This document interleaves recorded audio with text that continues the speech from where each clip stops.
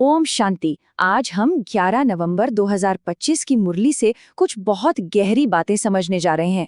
इसका जो शीर्षक है वो है आत्मचेतना, माया पर विजय का मार्ग। तो चलिए शुरुआत ही एक बहुत पावरफुल कोट से करते हैं। मीठे बच्चे, तुम दिल से बाबा बाबा कहो तो खुशी में रोमांच खड़े हो जाएंगे, खुशी में रहो तो मायाजीत बन जाएंगे। वाह, देखिए ये बात ही अपने आप में एक पॉजिटिव और इंस्पिरेशनल टोन सेट कर देती है ना, आगे की पूरी यात्रा के लिए। तो यहाँ एक सवाल उठता है, एक बहुत ही जरूरी सवाल।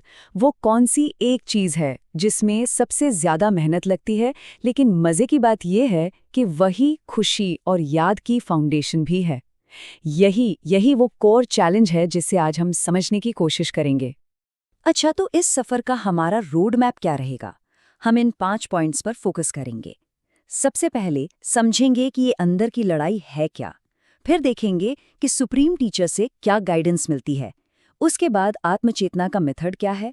फिर जो आध्यात्मिक तूफान आते हैं उनसे कैसे निपटना है। और आखिर में जीत का जो वादा है उसे समझेंगे। ठीक है, तो चलिए शुरू करते हैं। हमारा पहला सेक्शन, आंतरिक युद्ध क्षेत्र, मतलब माया के साथ जो हमारा कॉन्फ्लिक्ट है उसे समझना। तो सवाल उठता है कि ये माया है क्या आखिर? इसे आप कह सकते हैं कि ये इल्यूजन की एक फोर्स है, एक ऐसी शक्ति जो आत्मा को बॉडी कॉन्शियसनेस में, मतलब देह अभिमान में खींचती है और इसी से अंदर उथल-पुथल होती है, नेगेटिव थॉट्स पैदा होते हैं। मुरली में तो इसकी तुलना एक बहुत मजबूत पहलवान से की गई है। और देखिए, ये समझना बहुत जरूरी है कि ये कोई बाहर की लड़ाई नहीं है, किसी बाहरी दुश्मन से नहीं लड़ना। ये पूरी तरह से एक इंटरनल शिफ्ट है, अपनी पहचान को शरीर से हटाकर आत्मा के ओरिजिनल प्योर नेचर पर ले जाना है। अच्छा, तो बैटल ग्राउंड तो समझ लिया। अब देखते हैं कि स्पिरिचुअल जर्नी में हमारा गाइड कौन है। तो आते हैं अपने दूसरे सेक्शन पर, सर्वोच्च शिक्षक से मार्गदर्शन। तो ये जो बाबा शब्द है, ये बार बार आता है। इसका मतलब है supreme father, the supreme soul, मतलब एक फॉर्मलेस, बॉडीलेस टीचर जो आत्माओं को उनकी जर्नी में हेल्प करने के लिए डायरेक्टली नॉलेज देते हैं। यहाँ पर ना एक बहुत ही कॉमन कन्फ्यूजन को क्लियर किया गया है।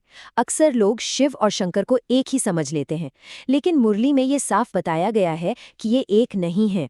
शिव जो सुप्रीम सोल हैं वो फॉर्मलेस हैं, जन्म मरण से न्यारे हैं और वही एकमात्र सुप्रीम टीचर हैं, जबकि शंकर एक सटल सेलेस्टियल बीइंग हैं, एक देवता। तो इस पूरी टीचिंग को हम ऐसे देख सकते हैं कि ये अपने सच्चे घर, परम धाम, वापस जाने की एक तैयारी है और बाबा वो गाइड हैं जो आत्माओं को उस घर वापसी के लायक बनाते हैं।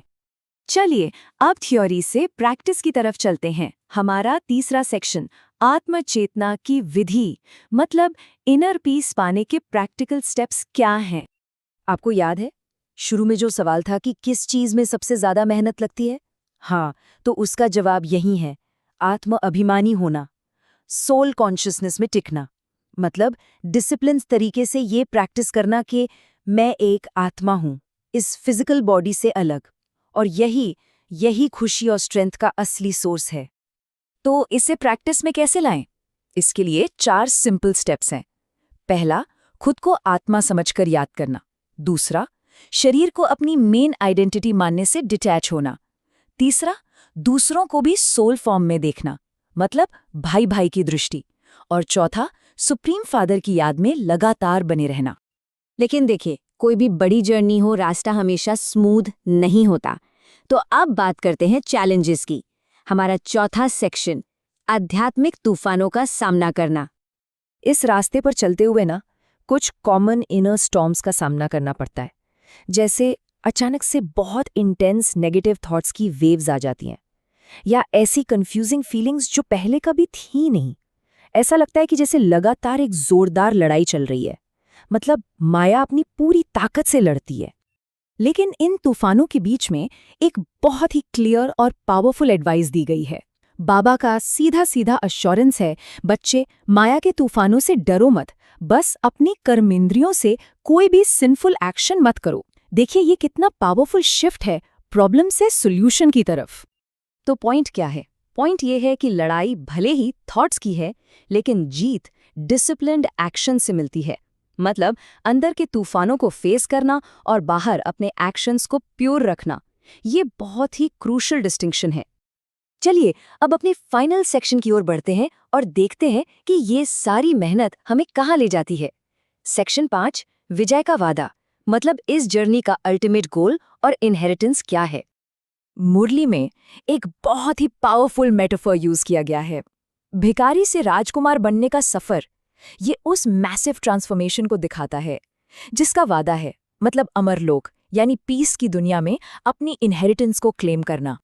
तो प्रैक्टिस के लिए मुख्य सार क्या है, मतलब कौन सी बातें हमें साथ लेकर चलनी है? पहली बात, अंदर के तूफानों से डरना या कंफ्यूज नहीं होना है। दूसरी, अपने फिजिकल सेंसेस को इम्प्योर एक्शन से बचाना है। तीसरी, इस खुशी में रहना है कि हम सुप्रीम के स्टूडेंट हैं।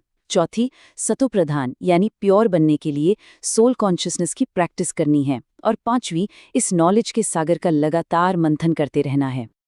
और इस सारी प्रैक्टिस का फल क्या है? इसका इनाम?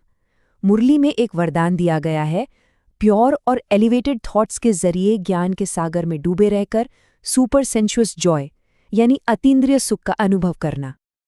और आखिर में एक बहुत ही डीप स्लोगन जो सोचने पे मजबूर कर देता है, एक यादगार इमेज देता है। अपने चेहरे को ऐसा चलता फिरता म्यूजियम बनाओ जिसमें बाप बिंदु दिखाई दे। ओम शांति।